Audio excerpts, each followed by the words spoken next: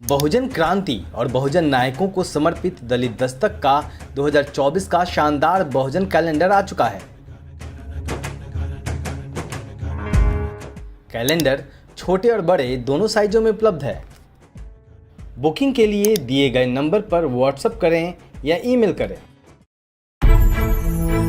जय भीम, नमस्कार। मैं हूं अशोक दास। आप देख रहे हैं दलित दस्तक।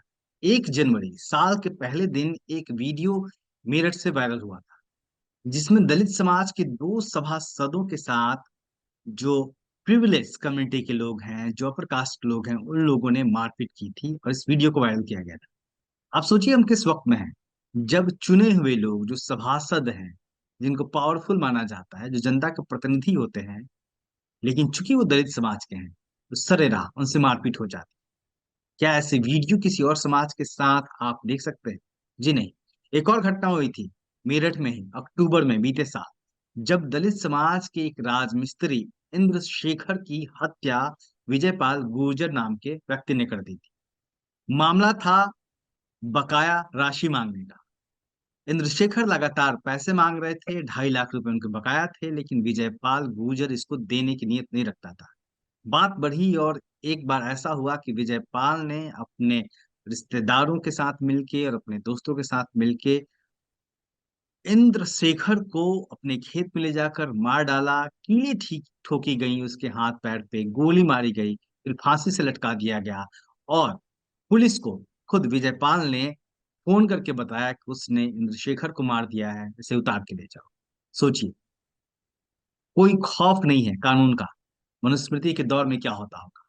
लेकिन इसी बीच में न्याय की मांग को लेकर जो पीड़ित समुदाय है और जो दलित समाज के लोग हैं, उन्होंने एक दलित महापंचायत का आ, बुलाया है 10 जनवरी को, क्योंकि इस मामले में विजयपाल की गिरफ्तारी तो हो गई थी, लेकिन 2 और जो नामजद अभियुक्त थे, उनकी गिरफ्तारी अभी तक नहीं हो पाई है, जिसको लेकर यह महापंचायत बुलाई गई है। हमारे साथ हैं जो एक्टिविस्ट हैं, डॉक्टर सुनील गौतम जी, जिनको आप स्क्रीन पे देख सकते हैं। सुशील जी, जी सर। सुशील गौतम जी, हाँ। नमस्कार। ये नमस्कार। ये 10 जनवरी को दलित महापंचायत बुलाई गई है कमिश्नरी चौक मेरठ में। समाज के लोगों ने बुलाई है। ये जो मामला है, जो काफी सुर्खियों में रहा था, जिस तरीके से नृशंस हत्या हुई थी इंद्र शेखर की, उस मामले में अब क्या बाकी रह गया है? किस तरीके से आप लोगों की मांग क्या होगी? ये महापंचायत क्यों है? सर, इसमें अभी तक जो हमारी सबसे पहली मांग जो विशेष रूप से रही है, जो हम्म। मुख्य रूप से आरोपी हैं, जो हत्यारे हैं, उनकी हम्म। गिरफ्तारी की सबसे पहले मांग ही रखी गई है। हम्म। और इसमें विजयपाल को तो गिरफ्तार कर लिया गया, लेकिन हम्म। 2 नामजद लोग, जो एक उसका बेटा है हर्ष और दूसरा उसका भाई है सुंदर, उसको हम्म। पुलिस कहीं ना कहीं पहले दिन से बचाती रही है। हम्म। हमारी हमेशा से यही मांग रही कि इन 2 मुख्य आरोपी को भी गिरफ्तारी की जाए। नहीं हम्म। तो इससे पहले भी पश्चिमी उत्तर प्रदेश के अंदर ऐसी घटनाएं हुई हैं हम्म। कि जिसमें आरोपियों के रिश्तेदार बचने के बाद उनके रिश्तेदारों ने दलित समाज के परिवार के लोगों की हत्याएं कर दी गई हैं। हम्म। तो पश्चिम उत्तर प्रदेश से में ऐसी घटनाएं होती रही हैं। और हम हम्म। शुरू से यही मांग करते रहे हैं कि न्याय जब भी पूर्ण होगा, जब तक इन दोनों की गिरफ्तारी, जब इनकी गिरफ्तारी हो जाएगी, तो इंदु शेखर जो और एसएसपी का, मेरठ के एसएसपी का सर शुरू से यही कहना है पहले दिन से कि हर्ष और सुंदर इस वारदात में नहीं थे। और बार हम्म। बार ये एविडेंस ये बताया जाता है कि उसकी लोकेशन, जिस समय ये घटना हुई, उस समय हम्म। वहां से 3 किलोमीटर 4 किलोमीटर की दूरी पे थे। तो हम्म। सर, हमारा उनसे सिर्फ ये कहना है कि जो ये घटना घटी है, हम्म। इंदु शेखर की पिटाई की गई, राजमिस्त्री इंदु शेखर जी की पिटाई की गई, फिर हम्म। उनके शरीर में कीलें ठोकी गई, फिर उनकी हम्म। जीभ काटी गई, फिर हम्म। उनको गोली मारी गई, और उसके बाद भी दिल नहीं भरा और वो तड़पते रहे, तो उन्हें फांसी के फंदे से लटकाकर एक पेड़ से लटका दिया गया। तो इस हम्म। पूरे घटनाक्रम को करने में कम से कम 1.5 से 2 घंटे लगे होंगे। ये ऐसा नहीं है कि 5 मिनट में, 1 मिनट में गोली मारी और आदमी मर गया। ये जी। ऐसी घटना नहीं थी। और आज के समय में जहां सोशल मीडिया का जमाना है और आईटी का जमाना है, हर व्यक्ति को यह पता है, क्रिमिनल को यह पता है कि पुलिस जो ट्रेस करती है या आरोपी को जो पकड़ती है, मोबाइल की लोकेशन के आधार पर पकड़ती है। क्योंकि क्योंकि विजयपाल का बेटा जो हर्ष है, वो वो यंग है और वो जानता होगा इस बात को कि मैं अपनी जी। लोकेशन को यहां से दूसरी जगह ट्रांसफर दिखाऊं। तो हम्म इस हम्म पूरे हम्म घटनाक्रम को अंजाम देने के बाद वो हम्म वहां से मूव हुए होंगे। तो ये हमारा, और फिर सर हम ये पुलिस प्रशासन से कहते रहे हैं हम्म हम्म कि अगर ये घटनाक्रम में शामिल नहीं थे तो इसका इसका जो न्यायालय से जमानत होनी होगी, न्यायालय से आरोपी हम्म होंगे, ये हम्म छूटेंगे। क्योंकि हम्म इसमें जो एप्लीकेशन है सर, वो आई विटनेस के आधार पर है। तीन हम्म मुख्य आरोपी बनाए गए थे, एक ही हम्म गिरफ्तारी हुई है, दो हम्म नहीं हुए हैं। और सर साथ ही साथ मैं ये भी बता दूं कि SC/ST एक्ट में साफ है, जो भी जिसके हम्म नाम से नामजद रिपोर्ट होगी उसकी गिरफ्तारी होगी, उसके बाद कोई भी कोई भी जमानत या उसकी प्रक्रिया होगी या बाहर हम्म। निकलेगा, तो लेकिन उन पहले नियमों गिरफ्तारी उन होगी। उन उन नियमों को फॉलो नहीं किया जा रहा है मेरठ पुलिस के द्वारा। जी सर। जी। अब इस इसमें व्यवस्था में इसमें इसमें एक सवाल और मेरे मन में आ रहा है कि जिस तरीके से मैंने पूरी एफआईआर पढ़ी, 3 लोगों के नाम हैं, और जिस तरीके से इंद्रशेखर को कहा गया विजयपाल के द्वारा कि बैंक से पैसे निकाल के देते हैं, तो कहीं ना कहीं ये पूरी प्लानिंग थी। वो उसे मारना था उस दिन, उसी तरीके से लेके जा रहे थे। तो कहीं आप ये इशारा कर रहे हैं कि ये पूरी प्लानिंग थी और इसमें सारे लोग इन्वॉल्व थे, क्योंकि उनके इंद्रशेखर के बच्चों ने इस मामले को देखा है अपनी आंखों से और रिपोर्ट लिखवाई है, एफआईआर लिखवाया है। तो चूंकि ये मामला प्लान था तो फोन की लोकेशन ट्रांसफर कर दी गई होगी, ऐसा आप कहना चाह जी रहे हैं? सर, कि उनकी क्योंकि ये लोकेशन को क्योंकि ट्रांसफर। क्योंकि ये अचानक में हुई घटना नहीं लगती। सर ये अचानक घटना नहीं है, हम वही कह रहे हैं कि ये वारदात किसी आपसी एकदम सडनली झगड़ा हुआ या मारपीट हुई और उसके बाद सिर पे लठ मार दिया, आदमी मर गया ऑन स्पॉट, हम्म या गोली मार दी गई, 1 सेकंड में गोली मार दी गई और वो ऑन स्पॉट मर गया, ये ऐसी घटना नहीं थी। ये हम्म प्लांट घटना थी सर। क्योंकि जातीय दंभता उस आदमी में थी और वो सोसाइटी को, मानने वाले लोग सोसाइटी को, दलित सोसाइटी को मैसेज देना चाहते थे कि हम्म हमारा ही राज चलेगा, तुम्हारी कैसे हिम्मत हो रही है कि तुम हम्म हमारे सामने इतना बोलो। क्योंकि सर हम्म इससे पहले साधारणपुर में ही गुजरों ने अकेले राजमिस्त्री इंदु शेखर जी को बुलाया था अपने घर पर, हम्म और ये हम्म कहकर बुलाया था कि ये पंचायत हो रही है। तो इन्होंने, घर वालों ने ये बताया है कि इनको जब अकेला बुलाया गया तो उन्होंने ये बोला था कि ये पंचायत क्यों हो रही है, मुझे अकेले बुलाया गया है तो मैं भी अपने समाज के लोगों को लेके आता।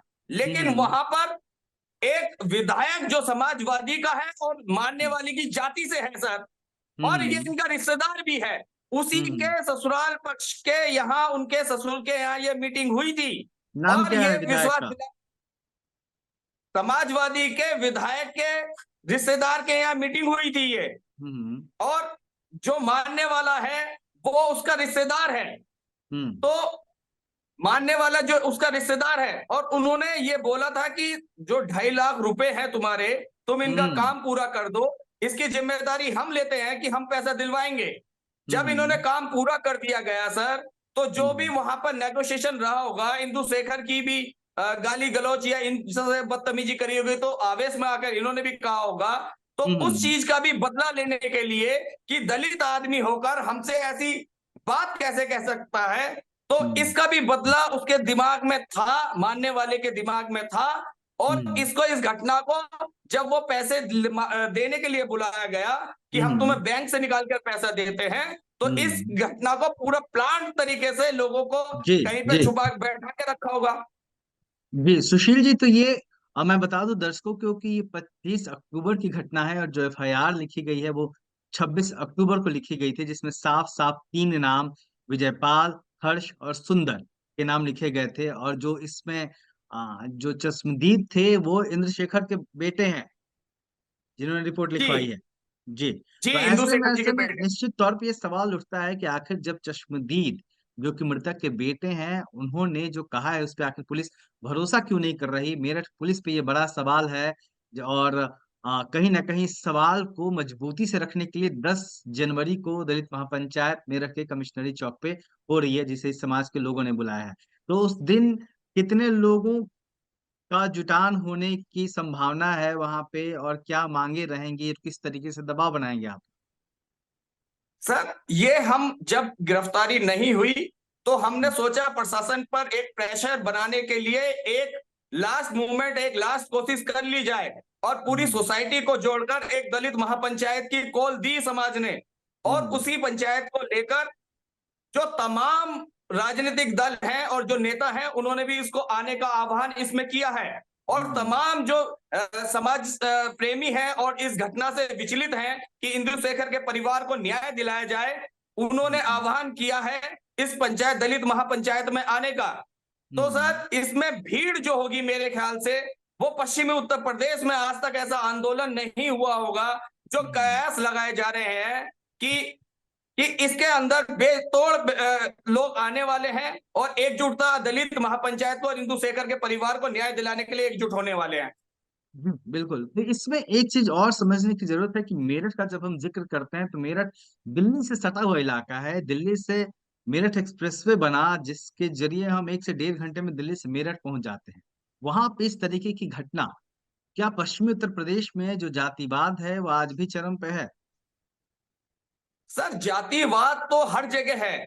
हर किसी के दिल में बस जो जातिवादी लोग हैं, जो इस देश में हम्म, पहले से जातिवाद फैलाते आए हैं, नफरत की हम्म, राजनीति करते आए हैं, समाज में नफरत फैलाते आए हैं, तो ये जातिवाद तो सदियों पुराना है और ये हम्म, डीएनए में बसा हुआ है इन लोगों के। तो ये हम्म, ये तो इसलिए थोड़ा सा इनका कुंद हो गया, क्योंकि इस देश के अंदर बाबा साहब का दिया हुआ संविधान लागू है, जो हम्म, एससी एक्ट दिया या दलितों को अधिकार दिए, और जो अपनी लड़ाई की लड़ने के लिए कानूनी व्यवस्था बनाई बाबा साहब ने, उससे हम्म, ये डरते हैं थोड़ा सा। नहीं जी, तो सर, ये सरेआम अब तक दलितों की हत्या करके इस देश से शायद दलितों का नामो निशान मिटा देते सर। जी, जी, जी। सुशील जी, जब ये घटना हुई इसके बाद तमाम बड़े बड़े नेता पहुंचे मृतक के परिवार से मिलने। इसमें जो सोशल जस्टिस मिनिस्टर हैं, समाज कल्याण मंत्री उत्तर प्रदेश के असीम अरुण भी मिलने पहुंचे थे। और पेंशन का आश्वासन दिया गया था, जैसा कि मैंने अखबारों में देखा। बच्चों की पढ़ाई का खर्चा और सरकारी नौकरी देने का वादा किया गया था। सरकार ने अपना कितना वादा पूरा किया? सर, इसमें वादे तो बहुत सारे किए गए थे। मुख्यमंत्री मुख्यमंत्री राहत कोष से भी पैसे देने की बात की गई थी, क्योंकि हम्म, ये राजमिस्त्री थे। स्किल डेवलपमेंट से भी उससे समाज से बात करने की, पैसे देने की बात की गई थी, क्योंकि जी, ये किसान भी थे और हत्या हुई है, तो उससे भी हम्म, पैसे फंड देने की बात, राहत कोष से, किसान राहत कोष से भी पैसे देने की बात हुई थी। हम्म, लेकिन समाज कल्याण अधिकारी ने सिर्फ सिर्फ एससी एसटी एक्ट का 4 लाख कुछ हजार रुपए ही आया है सर। और हम्म, कहीं ना कहीं असीम अरुण जी भी ये वादा करके गए थे कि इस परिवार की मुलाकात मैं मुख्यमंत्री जी से करवाऊंगा और इस घटना की वारदात को उनके साथ बताऊंगा। तो हम्म, हमने भी समाज के नाते, क्योंकि वो समाज के हैं और समाज हम्म, कल्याण मिनिस्ट्री भी है, वो पहुंचे थे, तो हमने उनकी बात पे विश्वास किया था। ना तो इन हम्म, लोगों की दो की गिरफ्तारी हुई और ना जो हम्म, उन्होंने आश्वासन दिया था सर वो पूरा हम्म, करवाए। आप जानते हम्म, ही हैं कि दलित समाज का अगर किसी दूसरे दल में काम करता है तो वो हम्म, अपने समाज के लिए सेवा नहीं कर पाता है, वो सिर्फ हम्म, उस पार्टी की सेवा करता है, दलित समाज के अधिकारों की बात नहीं करता है। नहीं तो हम्म, 131 सांसद और इतने विधायक दलित समुदाय से आते हैं और रिजर्वेशन के बल पे आते हैं जो बाबा साहब ने दिए। अगर ये हम्म, लोग ही चिंतित, ये लोग ही एकजुट होकर आवाज उठाते तो शायद ऐसी विविध घटनाएं इस जी, देश के अंदर ना होती, पुनरावृत्ति ना होती।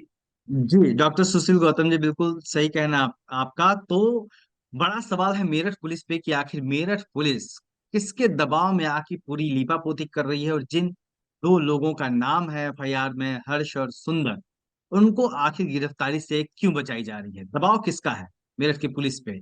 ये सर जवाब मैं मांगेगी, ये जवाब मांगेगी मेरठ की जनता। दलित समाज के लोग 10 जनवरी को मेरठ में जब दलित महापंचायत बुलाई गई है, तो उस दिन किस तरीके से दबाव बनता है, कितने लोग इकट्ठा होते हैं, और उसके बाद इस मामले में क्या कार्रवाई आगे बढ़ती है, इस पे हमारी नजर बनी रहेगी। जी, आप कुछ जोड़ रहे थे? सर मैं साथ ही पुलिस प्रशासन की एक चीज बात बताना चाहता हूं। हम्म, जहां स्पॉट पर जिस हत्याकांड को अंजाम दिया, वहां हम्म, से जब मोर्चरी के लिए ले जाया जा रहा है, उस बीच में मृतक को रोका जाता है, उसकी बॉडी से कीलें निकाली जाती हैं। हम्म। और इसमें फैब्रिकेशन पुलिस का हाथ इसलिए इसलिए तात्पर्य इसका पता चल रहा है कि हम्म। किसने वो कीलें निकलवाई शरीर से। और हम्म। पोस्टमार्टम रिपोर्ट में सर कीलें नहीं आई है शरीर में, और उसका हम्म। एविडेंस है, वो फोटो खिंची हुई है, कहाँ कहाँ कीलें ठुकी हुई थी। पुलिस हम्म। प्रशासन ने उसका संज्ञान नहीं लिया। हमने असीम अरुण जी को भी दिखाई थी वो, और जो नेता पहुंचे उनको भी दिखाई, लेकिन जी। पुलिस प्रशासन ने वो एविडेंस इकट्ठा नहीं किए जी, हैं। तो तो डॉक्टर पुलिस डॉक्टर प्रशासन का सुशील इन्वॉल्वमेंट है इसमें। जी, तो डॉक्टर सुशील गौतम तमाम सवाल खड़े कर रहे हैं, बड़े सवाल उत्तर प्रदेश की पुलिस पर, मेरठ की पुलिस पर, और इन सवालों के जवाब मांगने के लिए 10 जनवरी को दलित महापंचायत बुलाई गई है। निश्चित तौर पे इस तरह की घटना आज के दौर में सोचना इन्हें आप में बताता है कि जब मनुस्मृति का शासन रहा होगा तो यही लोग दलितों के साथ किस तरीके से व्यवहार करते होंगे। तो मेरठ की जनता जवाब मांगेगी, दलित समाज के लोग जवाब मांगेंगे 10 जनवरी को, और तब यह पूरा मामला किस तरह करवट बैठता है, किस तरीके से पुलिस पर दबाव बनता है, मामला कितना बड़ा बनता है, यह देखना होगा। और एक बड़ी जिम्मेदारी दलित समाज के लोगों पर भी है, जो आसपास के हिस्सों के लोग हैं, कि आखिर वो अगर वो इस तरह के मामलों में चुप्पी साध लेंगे तो इस तरह के मामले रुकेंगे नहीं, लेकिन अगर वह दबाव बनाते हैं और पुलिस को इन दोनों लोगों की गिरफ्तारी करनी पड़ती है तो निश्चित तौर पे एक बड़ी जीत होगी, और कहीं ना कहीं यही मृतक के लिए एक बड़ा इंसाफ होगा। देखते रहिए दलित दस्तक। जय भीम। बहुत शुक्रिया आपका सुशील जी, धन्यवाद। जय भीम सर।